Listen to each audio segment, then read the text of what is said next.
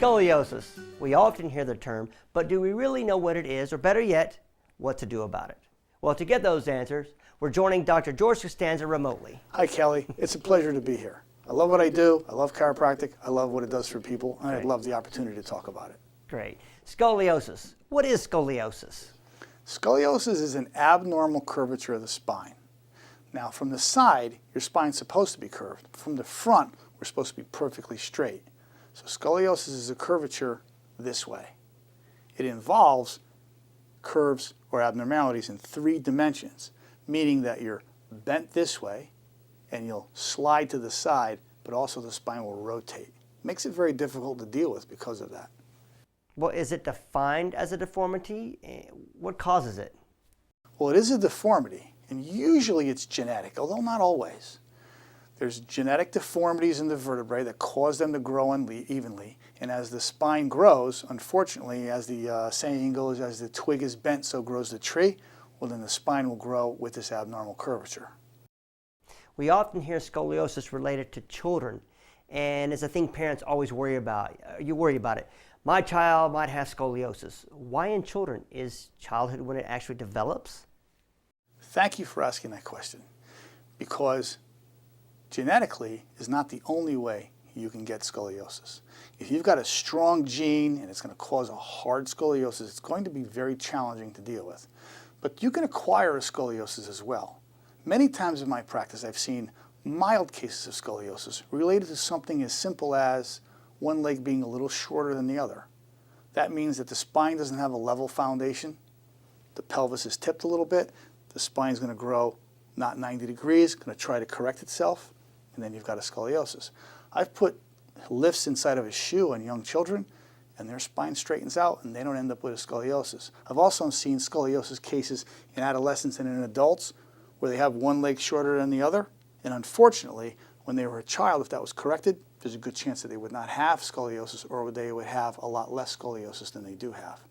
So therefore, it's important to have your child's posture, your adolescent's posture checked on a regular basis by a chiropractor, and especially to see if that pelvis is on a level basis. Well, okay. Is there a certain age you recommend getting your child checked by a chiropractor? 1, 2, day of birth?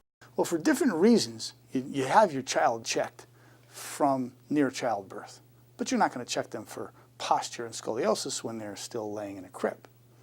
But when they start to stand, and they start to run around, and they start to fall down and run into walls, and they jump off the kitchen table, that's about the time when you want to start to check them, especially as they get older. Cases I see, a lot of scoliosis starts at around 8 years old. That's young, but it does happen, and definitely when they hit adolescence. Well, is this something I can see in my own child and evaluate myself, or is it best to leave it to a professional like yourself? Well, I'll relate a bit of an experience, a personal experience. Scoliosis runs in my family. My own son was walking across the kitchen one time with his shirt off, and I looked, and he didn't look right. And he's got a little touch of it, but I didn't see it for a long time. It's hard to pick up, especially if there's 2 curves. See, when there's 1 curve, it's easy. Shoulders are on level. But some scoliosis are 2 curves, a bottom one and a top one, lumbar and thoracic. They cancel each other out, and the shoulders are level, and they're very difficult to see. The right way to check for those is with a good postural examination where you can see skin and bony prominences, and also using a very simple measuring tool called a scoliometer, something that commonly is not used in the nurse's office, and they get missed. Let your chiropractor check it. Well, that's interesting. I mean, so tell us, how's your son doing now? Thank you. He's doing very well. We put a lift inside his shoe, and he's holding his own. Now, chiropractic, how does that fit into all this? Chiropractic fits in a number of different ways. My experience has been in the lower level or the less severe cases of scoliosis, there are things that can be done. First of all, by leveling off the pelvic base, by improving the child's posture. There are exercises that can be done to support the weaker side of the spine. And by keeping them in alignment, keeping them as mobile as possible, keep the pain levels down. Well, we talked about scoliosis at a younger age. Can you get it when you're older or just during your childhood? And that's a very interesting question. There's some new research coming out on that. I think it's 7 or 8% of adolescents have scoliosis, and it's commonly, too commonly thought to be a disease of adolescence. But there's some new research out there and some new talk in the field that upwards of about 30% of adults over the age of 60 years old have scoliosis. It's now called scoliosis de novo. In Latin, I think that means of the new.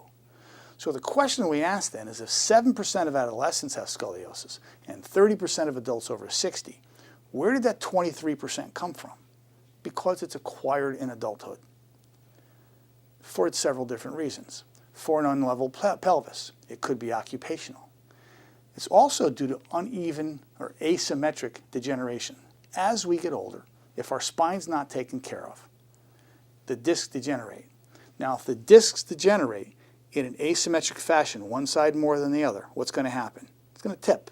And then the spine above that's going to curve, try to compensate. Now you've got uneven pressure side to side.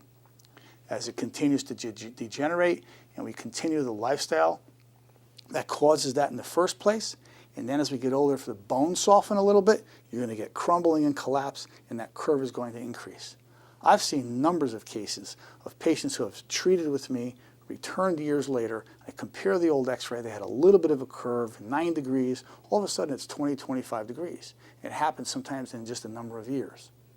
So if the first time you see your chiropractor, there is some unevening, please have your chiropractor check it on a regular basis, keep an eye on it, and do what you can, because it's got a 23% chance of advancing into a full-blown scoliosis, and it will affect you for the rest of your life. Okay, I mean, I understand chiropractic, but you also mentioned lifestyle. How can that affect scoliosis?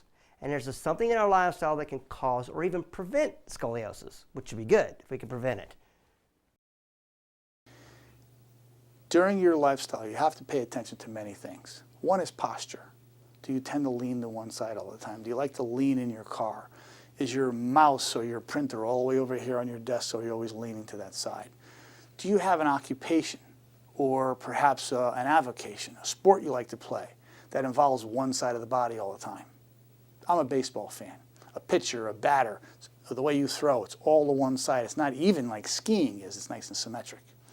If you've had a lot of falls, a lot of trauma, if you have a lot of back pain, there's a reason for it. Get it checked. Maybe it's because you're starting to degenerate rapidly and unevenly. Well, we're running out of time, and you answered some questions I had related to scoliosis. Is there anything to share with us? Anything else? I'm going to steal something from Thomas Edison. An ounce of prevention is worth a pound of cure. If you're having a problem, if you have a little bit of pain, if you have some tingling in your leg, or you know someone who does, get it checked. Your chiropractor would love to check you. Great. Dr. Costanza, thank you so much for taking the time out of your busy schedule to join us. It's been a real pleasure talking with you. Kelly, Thanks. thank you. It was a pleasure. Whatever I can do to educate people about what chiropractors do, about a better lifestyle, it's my pleasure. Great. Thank you. Great words to remember. An ounce of prevention is worth a pound of cure. Isn't that right? We'll be right back.